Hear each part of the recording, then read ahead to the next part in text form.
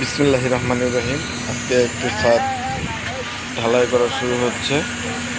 আপনারা দেখেন, নতুন প্রযুক্তিতে আমাদের শেরপুর জেলাতে এখন কিছু কিছু ছাদে এই যে রেল লাইন সিস্টেম করে ঢালাই কাজ শুরু হচ্ছে।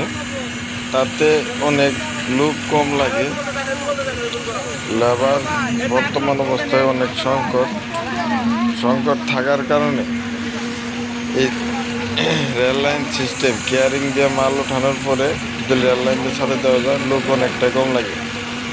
যে ছাদরা 50-60 জন লোক দিয়ে ঢালাই করানো লাগতো, সেই ছাদটা ওখানে মাত্র 12-13 জন লোক হলে ঢালাই করা সম্ভব।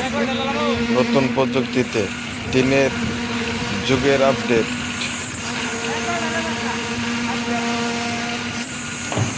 তাতে ঝুঁকিমুক্ত একটা কাজ হয়।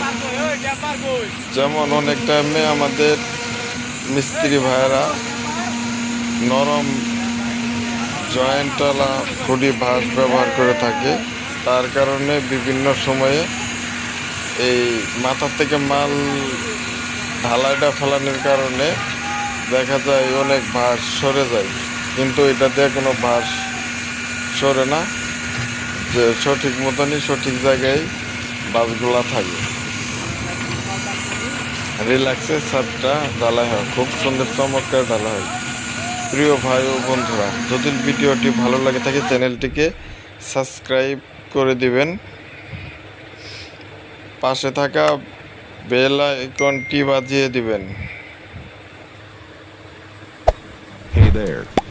Subscribe to my channel. And also press